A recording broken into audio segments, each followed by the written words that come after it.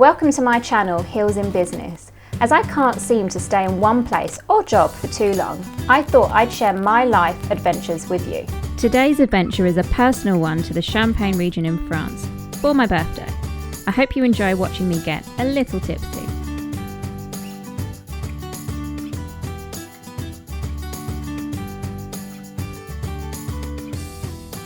Hi, welcome back to Heels in Business. Today is a very special day, it's my birthday. You are joining me on a special trip to the Champagne region, Eurotunnel at the moment, and about to board the train.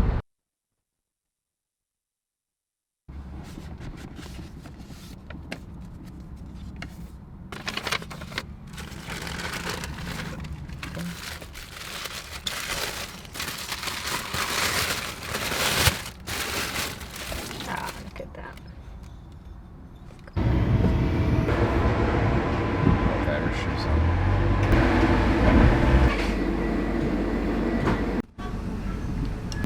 I am now on the train, so the Eurotunnel to Calais. The plan for this weekend is to drive from Calais to a region called Epernay, and that's in the Champagne region of France. So there's a region in France which is called the Champagne region, and the main towns in that region are Reims and Epernay, and I'll be staying in Epernay over the weekend. The plan for the weekend is clearly to drink champagne. I've booked a tour at Moet. Where I'm staying is literally in the heart of Epernay. There's a road there called Avenue de Champagne, where most of the big houses for champagne are, but also some much smaller houses. So the plan really is to eat and drink lots over this weekend. When I arrived in Calais, the first place I went to was City Europe. It's a popular shopping place on the borders of Calais. And then I got some food, and then it was the 2.5 hour journey to Epernay. It's normally around 3 hours, but we managed to do it in 2.5 hours with some speedy driving. So I made it to the Champagne region. I am in Epernay in France. I checked into my Airbnb. Then I was whisked away to Leclerc Briant in Epernay. Sorry, my brain is trying to switch from English to French because I think I can speak French. I was treated to a lovely tour of Leclerc Briant, where we got educated on how they produce their champagnes, the different fermentation processes, the barrels. We went down into the cellars and then finished off on a really great tasting. So in the end, I think I got free. It's my birthday today, so they treated me to an extra special one. So I tried their Premier Cru champagne, a pink rosé champagne, and then they brought out one of their most expensive ones, and I have to say it was, well, no, I had 4 I think in total. So I had 3, and because it was my birthday they treated me to an extra one, which was around, I think that was 145 euros for the bottle. And genuinely, their most expensive champagnes, I could completely understand why someone would buy those champagnes. They were genuinely so good. And in particular, my favourite was their 115 euro champagne. My brain struggles with the concept of spending that much on a champagne. So in the end, I did buy 2. No, I didn't buy. My husband bought for my birthday because I'm so special. I picked a Premier Cru champagne and a rosé, which are around, I think, 45 euros each approximately, and in my head that's pretty much, I struggle with that thing. I was thinking 115, I can get 1 bottle of champagne or I can get 2, so I went for 2.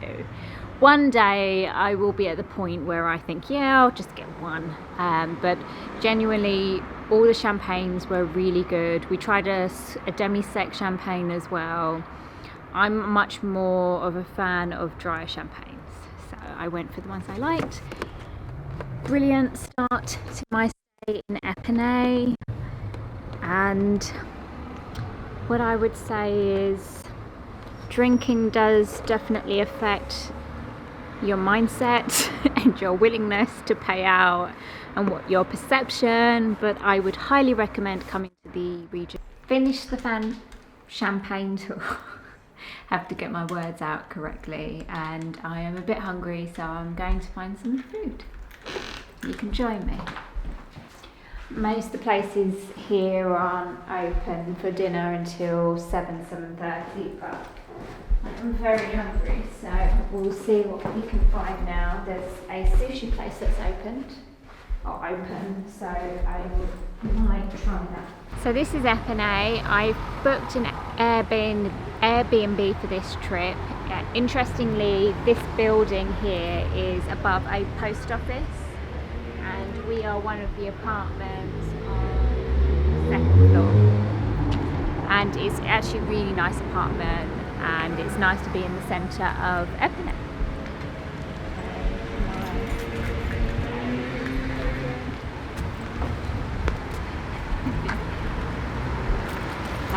So this is the Le Banque Postale, as you can see, the post office, and we have an apartment literally just above it there, and the Avenue de Champagne is in this direction, and we are walking in this direction to find some food. Fortunately, the weather is quite nice. Last weekend I was checking it and it was a good mid-20s centigrade.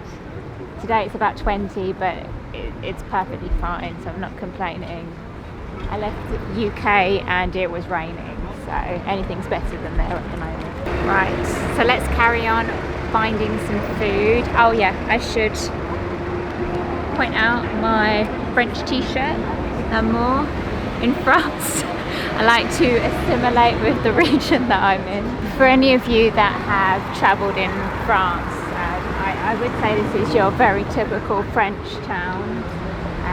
It is very much like this. You'll have your bakeries, your wine shops, your clothes shops, and it's always very quite close knit.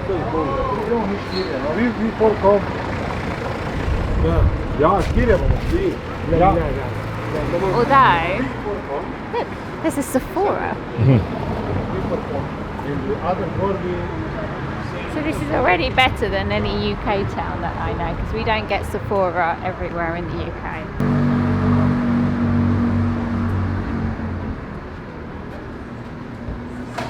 My ideal spend.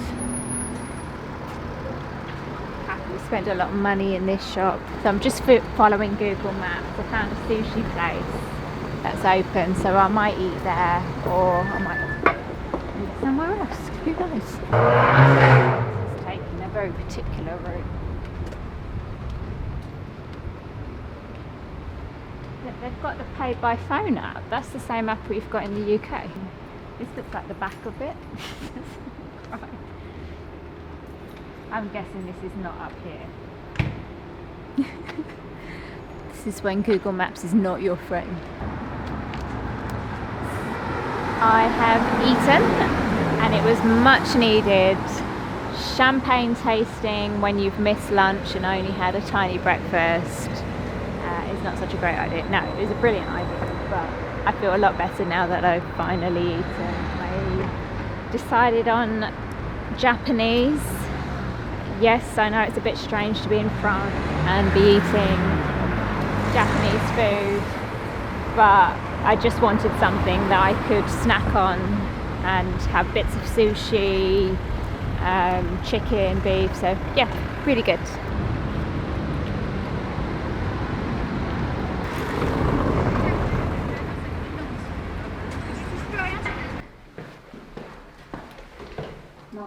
Come in. Welcome to my Airbnb apartment. In here we have the bedroom. Through here we have the bathroom.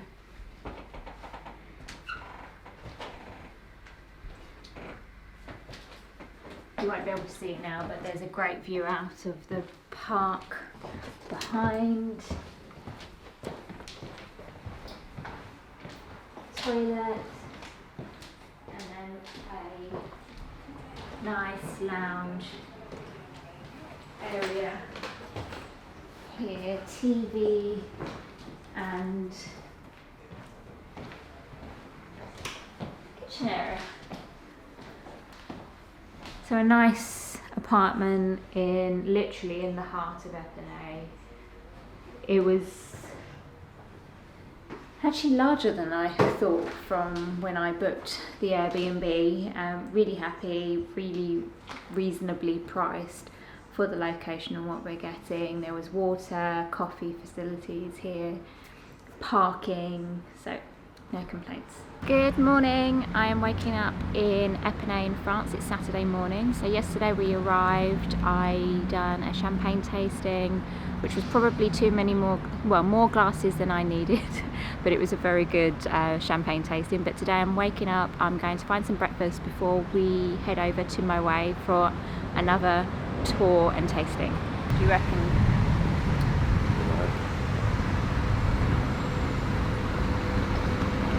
Just walking back now to, have breakfast. It was very good. The reviews were a bit questionable, so if you're ever in Epernay, in the centre town, and you're looking on Google reviews, you might notice that a lot of the restaurants, especially for breakfast time and lunch, are not that great. But my thinking on that is, I think when you're in France, the way that they are, French people, can come across a bit abrupt and maybe not as attentive or friendly as some of us are used to. But we just went into a place that the reviews are okay. A lot of complaints about the service, but I have to say they were really, really friendly, smiley, very quick with their service, but perfectly fine. So I think you just have to adjust your expectation when you're coming to France in certain towns.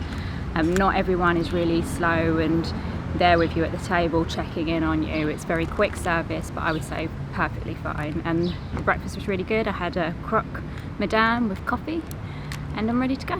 Get ready for my champagne tasting. Looky.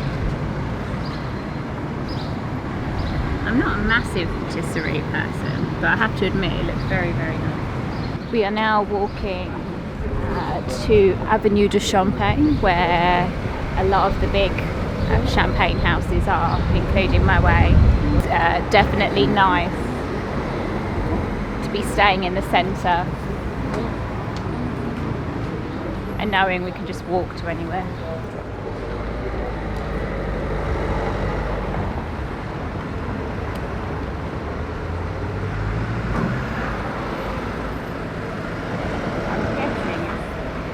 Over there, so I don't know which is the best way.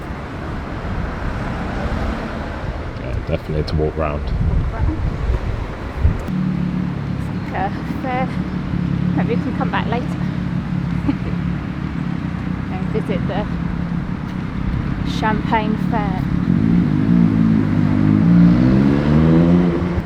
It would seem here that most roads you can just walk out on, so there's zebra crossings and the cars will stop. But also sometimes there's not zebra crossings, yet in the town centre the cars seem to all stop. I'm not saying to walk out in front of anyone, but yeah, see? They just stopped. It's up here. Avenue de Champagne. Yeah, I know, that's what I was saying, I could see it.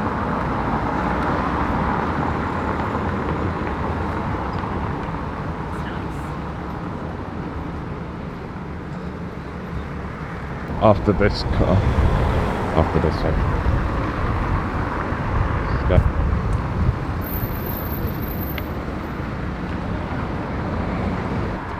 Made it to Moet. I only booked in for Moet last weekend, and they have different tours in different languages. Well, 2 languages for that I'm aware of, French and English.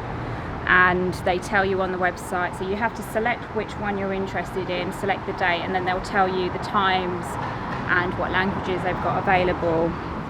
By the time I'd booked it, the only one that was available was the Grand Grand Vintage Tour, which is their most expensive, which is fine. So €45 per person, and you get 2 glasses of the vintage champagne. So that's the tour we'll be on today.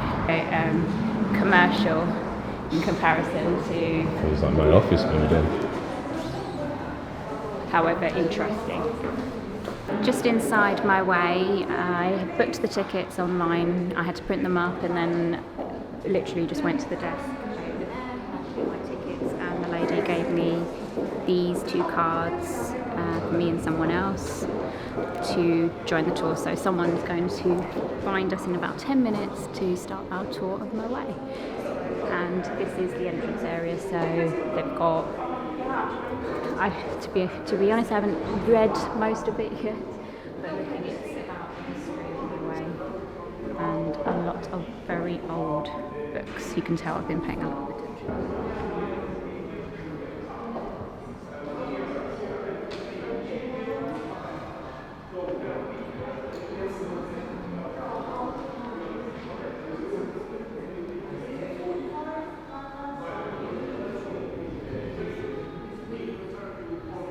Now this is interesting. So they have a letter, so in French, and they've got it translated into English, typed up so that we can actually read what's written. So from 1789, but when the request for wine came in.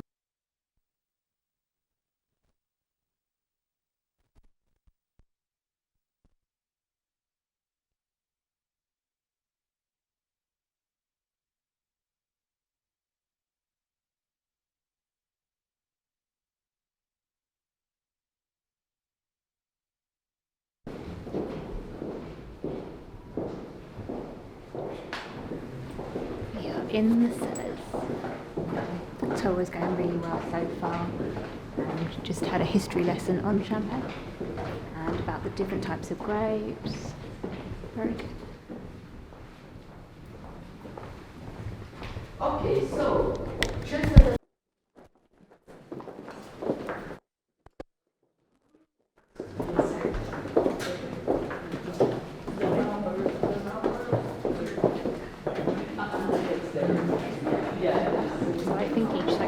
The amount of bottles in each bed.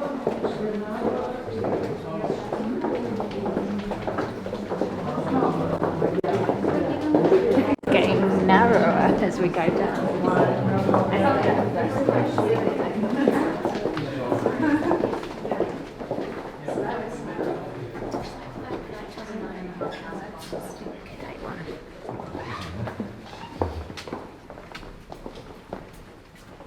Okay, so the first line over there, a secret code.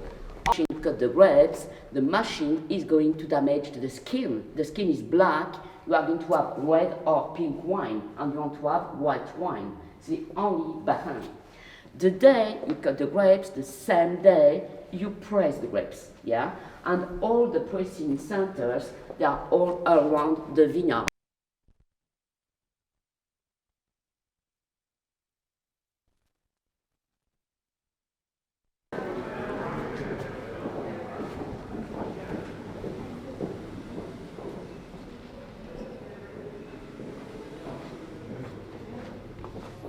So we've just finished the tour of the cellars where we saw where they store all the champagne bottles and Dom Perignon, and this is where they do the riddling, which is the turning of the bottle. Now for the tasting.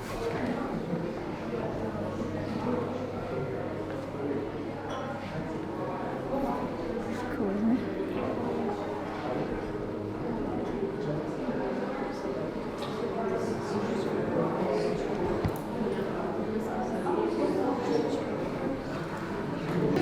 So it tells you how much you paid by a bottle if you buy the case of 6.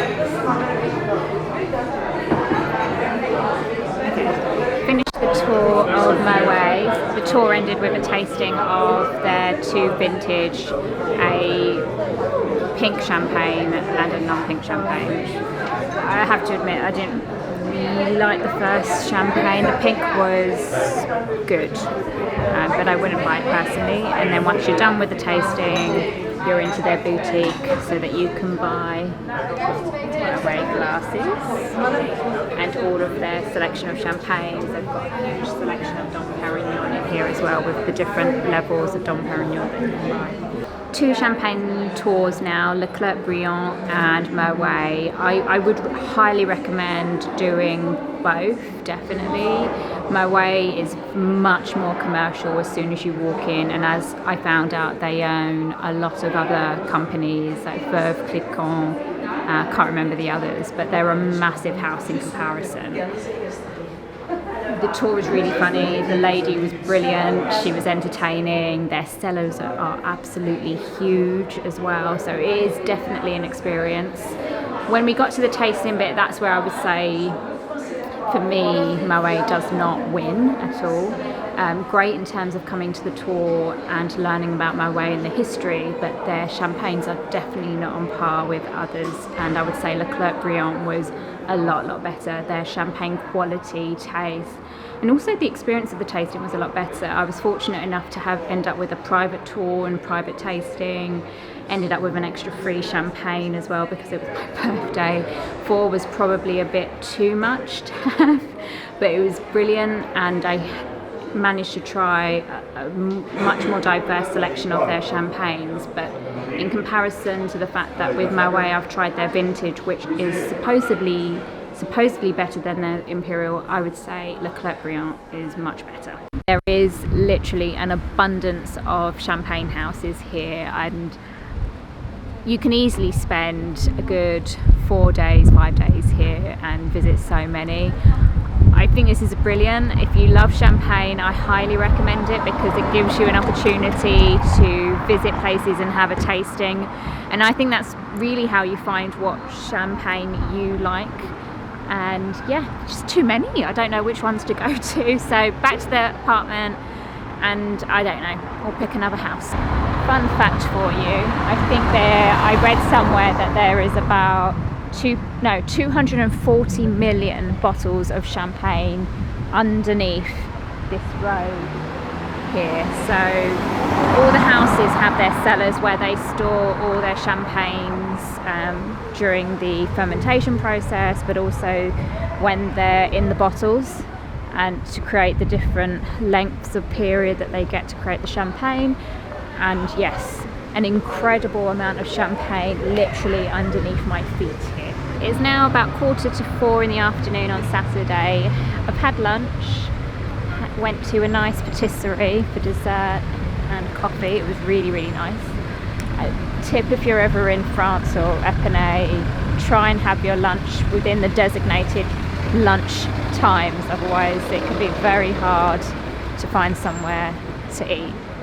Fortunately, we caught the very tail end of lunch and managed to get somewhere.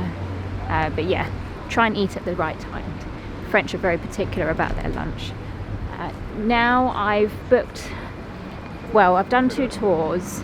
So this other house that we're going to is called Alfred Gratien, and it's got really good reviews.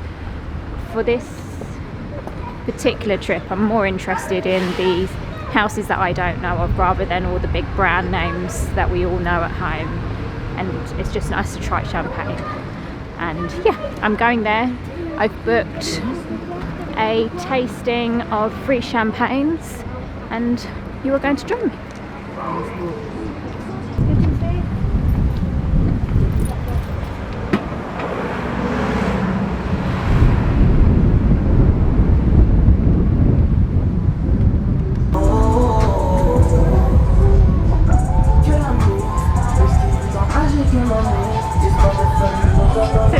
Other side of the fun fair that we saw this morning when we was on our way to Moet. So this is the other side, and it's alive.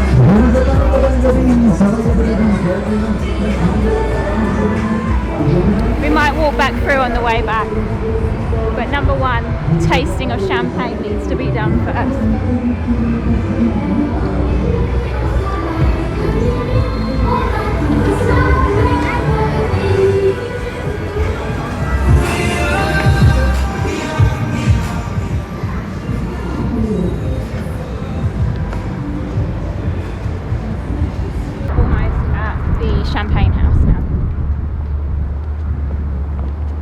So I have just finished a tasting at Alfred Gratien. What did I do? I ended up trying 3 of their champagnes. Really, really good actually. I tried one of their Grand Cru Blanc de Blanc, which was really, really nice. Genuinely like that, and that's about €50 per bottle. Then tried one of their blended vintage champagne, so it was a blend of different years of vintages, and it was very complex. I wasn't such a fan of that. It was still nice, but not for me, a bit too complex. And then I tried their pink champagne, which was very, very nice as well. That was in the region of, I think, €85 per bottle, and that was genuinely nice. But my favourite was their Blanc de Blanc, which is, if those of you who don't know, that means it's made purely of Chardonnay grapes, and that was really nice. But between Alfred Gratien and Leclerc, I'm not sure. Both do really good champagne, and bar none, much better than Moet. You cannot even compare. So definitely Leclerc and Alfred Gratien wins. But my favourite, I'm not sure. I would have to go back to Leclerc to try. Right, so I started at Moet, had lunch, then went to Alfred, let me get my bag, Alfred something, I can't remember the name. It's quite hard trying to remember all the names. Alfred Gratien, which was actually very good, and really liked one of their champagnes, but wasn't really sure whether I preferred that over Leclerc Briant. Fortunately, Leclerc Briant has 2 locations in Epernay. They have where they make and produce the champagne, so that's where I done the tour yesterday, and then they also have a location on Avenue de Champagne, which is where I am, and I literally just walked about 5 minutes from Alfred Gratien to Leclerc just to compare the champagnes, because I really liked one of Alfred's Gratien's champagne, but wasn't really sure which I preferred out of the 2. So I'm back at Leclerc Briant. I have my favourite from there, which I did not buy because I'm tight. It was €150 champagne. This is their Blanc de Meunier, which I really liked, so I've ordered it again just to see whether I still like it. In addition, another champagne here, which is also so far my favourite champagne that I've tried. Last day in Epernay. It is Sunday, and I'm going to find some breakfast before heading back home to the UK. Just walked past the Epernay Sunday market. Looked really good. The fruit and veg also looked really good. But this is the issue with travelling, because I'm off to Atlanta tomorrow. There's no point me buying anything because I won't be home to have it. So looks great, but I won't be taking any home.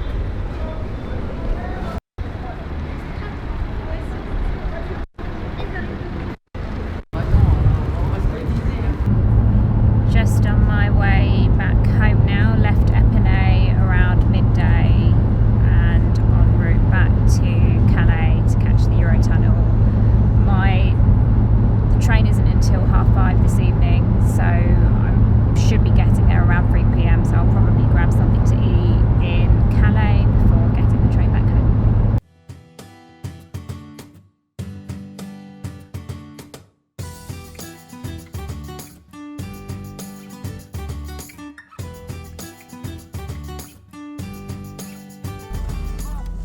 Made it to Eurotunnel in Calais. As you can see, there is a lot of traffic caused by what I imagine is their own border control, or how they're allowing us to check in. I mean, this is one of the largest queues I've ever seen here, but oddly enough I only ever see it on this end in Calais, never in Folkestone in the UK side, so I really don't know what it is about how they manage people checking in to board the train over here in France, but something clearly does not work.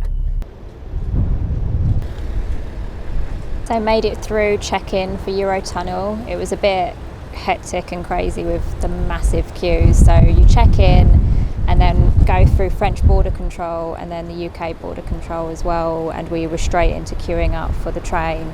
There were people that were clearly missing their train as well. So whatever system they have here is not working at all.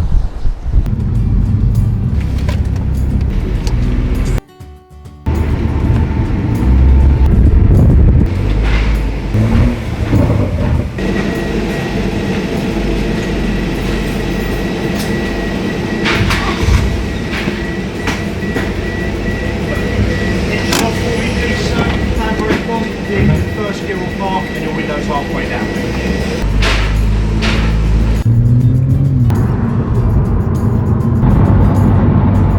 And that is the end of my trip. I am now back in the UK. Should be home in about 40 minutes. Hope you found the travel vlog interesting and enjoyed joining me on the trip to Champagne. I've been wanting to go there for a number of years now, and I absolutely loved it. It's a place that I would definitely recommend coming to if you're ever in Europe or in France. It's perfect whether it's for a birthday, out with family, friends, whatever it is. It's definitely a must-do place, and I definitely think, even though I like Champagne anyway, I definitely learn a lot more and appreciate far more about the process of making champagne, and a slightly better appreciation as to why we have the varied prices of champagne, anything from say 30 euros up to in excess of 100 euros and far more. And having understood about the process, the time it takes, the aging process, it's definitely given me a much better appreciation and possibly like it even more. I'm not too sure about that, but yeah. I've come back with 2 bottles of champagne, which isn't too bad, and could have easily spent far more out there. In terms of food, I wouldn't say I spent a lot of time finding the best restaurants to eat in Epernay. I think pretty much drinking champagne took over everything during the trip. But I still had nice meals, and on the way back to Calais I found a really good restaurant. It was quite a long dining experience, a good hour and a half to 2 hours, which is very typical of how the French like to eat, I think, but still managed to have some good food out there. Probably not your typical French affair by having Japanese, and I think I had kebab yesterday, which was a bit random. But overall, brilliant experience and highly recommend. Hope you've enjoyed watching this travel vlog with Heels in Business. Please subscribe, please comment below if you've got any other requests. Thank you for watching.